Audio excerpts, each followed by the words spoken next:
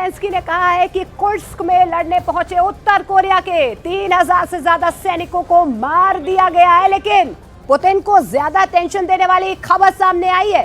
Zelensky ने रूस का खून बहाने के लिए 10 खतरनाक प्रोजेक्ट शुरू किए हैं।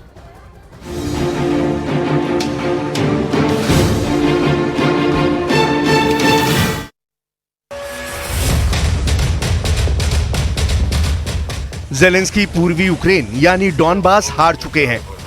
ज़ेलेंस्की क्राइमिया को वापस लेने में नाकाम रहे हैं। ज़ेलेंस्की कुर्स्क में भी फेल हो चुके हैं। तीनों मोर्चों पर यूक्रेन को लगातार झटके लग रहे हैं। तीनों फ्रंट ज़ेलेंस्की से आउट ऑफ कंट्रोल हो चुके हैं।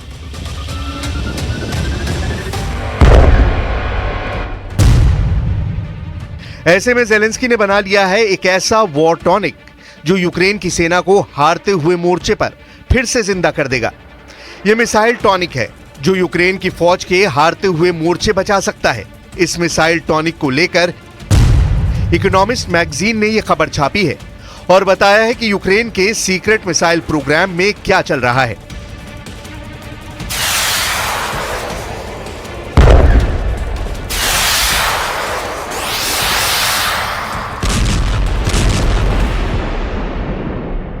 वॉर जोन में लगातार झटके खाने के बाद ज़ेलेंस्की की उम्मीद बनी है एक नई मिसाइल, जिसे ज़ेलेंस्की की फौज गेम चेंजर होने का दावा कर रही है।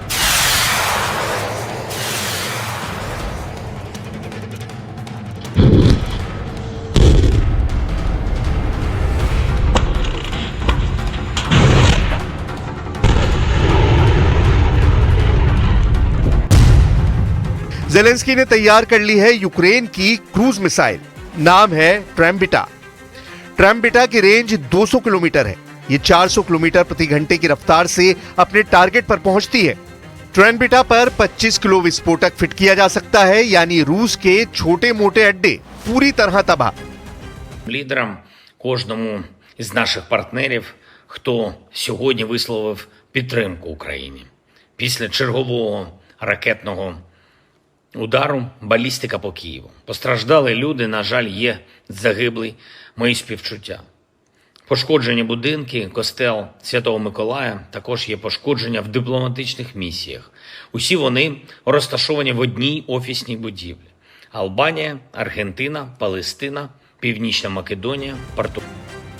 ज़ेलेंस्की इस वक्त बहुत ज्यादा तनाव में है। ज़ेलेंस्की हर मोर्चे पर फेल हो रहे हैं और अब तो अमेरिका में डोनाल्ड ट्रंप के राष्ट्रपति बनने के बाद यूक्रेन का सरेंडर पक्का माना जा रहा है। लेकिन ज़ेलेंस्की 20 जनवरी के बाद भी लड़ना चाहते हैं और इसलिए ज़ेलेंस्की ने बहुत बड़ा टारगेट सेट कर लिया है।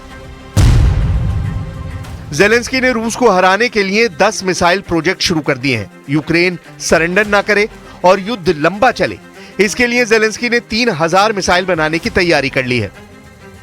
ट्रैम्बिटा खास इसलिए है क्योंकि ये यूक्रेन के अंदर ही उन अड्डों पर हमला करेगी जहां रूस की सेना मौजूद है।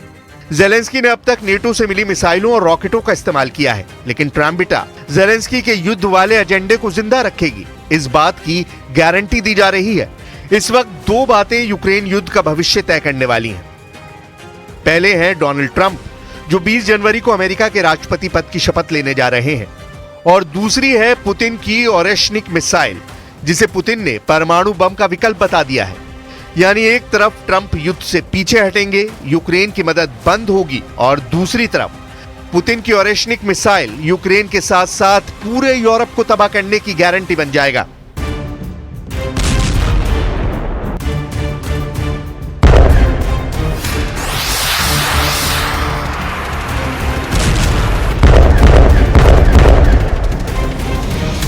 पुतिन की यह नई मिसाइल पूरे यूरोप को 20 मिनट के अंदर तबाह कर सकती है। ओरेश्निक मिसाइल पुतिन का ट्रंप कार्ड बन चुकी है। ओरेश्निक मिसाइल पर 6 वॉरहेड फिट करके पुतिन यूक्रेन को दहला चुके हैं। अगर पुतिन ने इस मिसाइल को यूरोप के शहरों पर फायर किया तो क्या होगा, ये बात कीव से लेके लंदन और वॉशिंगटन डीसी में सब अच्छी तरह जानते हैं। Вам и тем людям, которые вам платят заработную плату в Соединенных Штатах, очень бы хотелось, чтобы Россия была в ослабленном положении. я придерживаюсь другой точки зрения. Я полагаю, что Россия стала гораздо сильнее за предыдущие 2-3 года. Почему? Потому что мы становимся по-настоящему суверенной страной. यही वजह है कि जेलेंस्की अब पुतिन को वो जख्म देना चाहते हैं जो रूस लंबे वक्त तक याद रखेगा। ऐसा इसलिए क्योंकि कुर्स्क में यूक्रेन को बहुत बुरी मार पड़ी है, जहां उत्तर कोरिया के सैनिक रूस की खातिर यूक्रेन की फौज से लड़ रहे हैं। हालांकि जेलेंस्की का दावा है कि किम जोंग उन ने रूस में अपनी फौज भेजकर बड़ी गलती कर दी है।